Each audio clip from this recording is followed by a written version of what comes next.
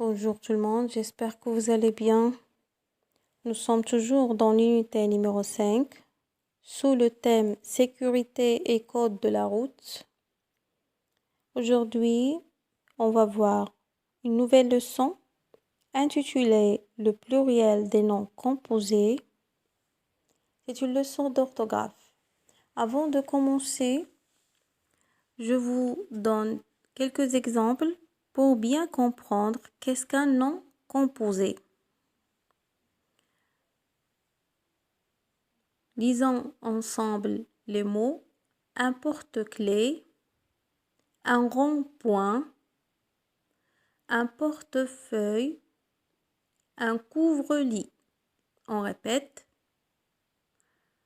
Un porte-clés, un rond-point, un portefeuille, un couvre-lit.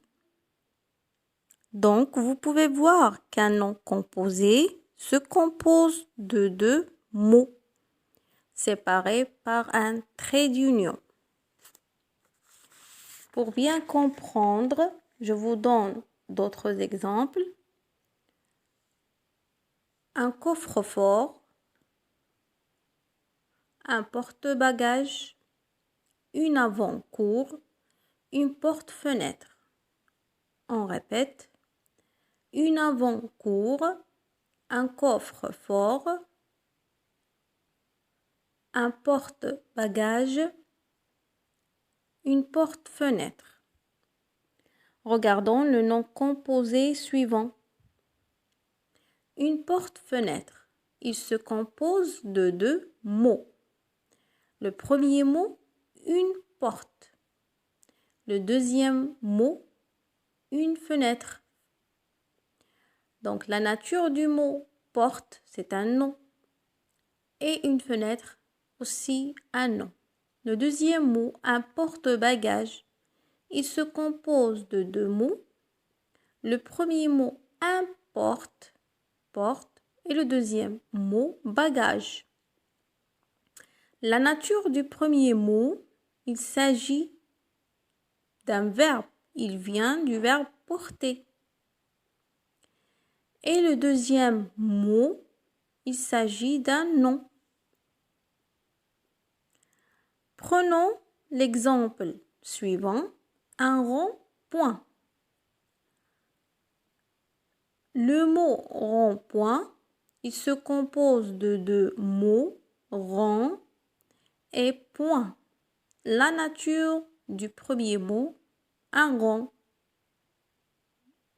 c'est un adjectif. Et le mot point, c'est un nom. Le dernier mot, une avant-cour. Il se compose de deux mots, avant plus court. Avant, c'est un adverbe. Et court, c'est un nom.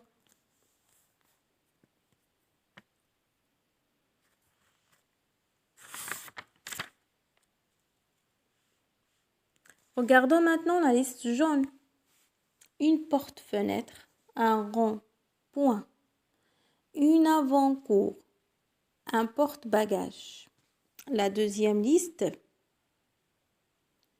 la liste rouge, vous devez relier chaque mot avec la nature de ses constituants. Une porte-fenêtre, est-ce qu'il s'agit d'un adverbe plus nom, ou un nom plus nom, ou un adjectif plus nom, ou un verbe plus nom? Vous pouvez arrêter la vidéo et prenez une feuille pour répondre aux questions. Par la suite, vous pouvez voir la correction. Donc, une porte-fenêtre, il s'agit d'un nom plus nom. Un rond-point, un adjectif plus nom.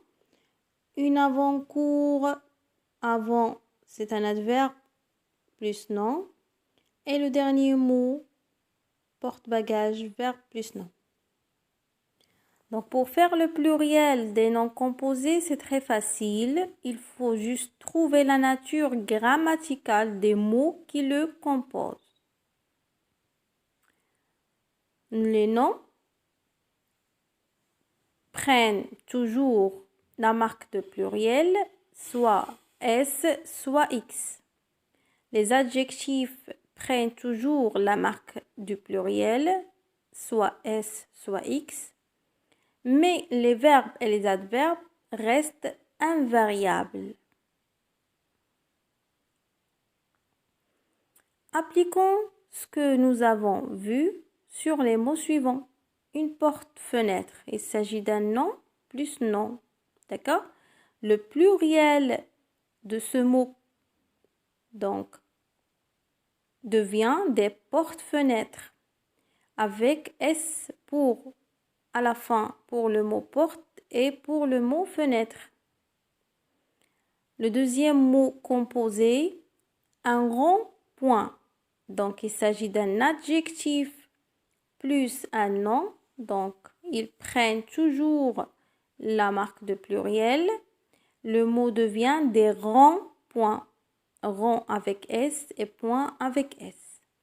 Le troisième mot composé, un porte-bagages. Porte ici, il s'agit d'un verbe plus nom.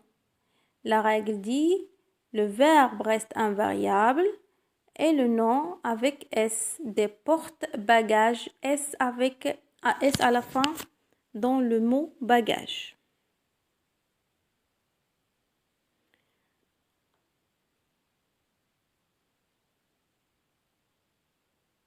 Passons à un autre mot, une avant-cour, adverbe plus nom. Donc la partie qui va prendre la marque de pluriel, c'est le nom. Cours, des avant-cours.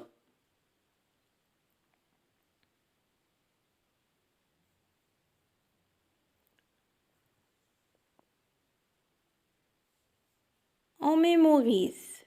Le nom composé se forme de deux mots séparés par un trait d'union. Ces mots peuvent être deux noms, un verbe et un nom, soit un adjectif et un nom ou un adverbe et un nom. Au pluriel, les noms et les adjectifs prennent toujours la marque du pluriel. Les verbes et les adverbes restent invariables. On va faire une petite application pour voir si vous avez bien compris cette leçon. Donc, vous avez le mot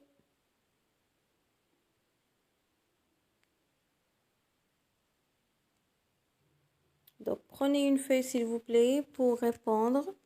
Le mot un protège-dents, un point-virgule, un grand-père, un avant-mur. Donc, prenez une feuille pour faire la réponse avant de voir la correction. Bien sûr, vous pouvez arrêter la vidéo aussi. Donc, pour le premier mot,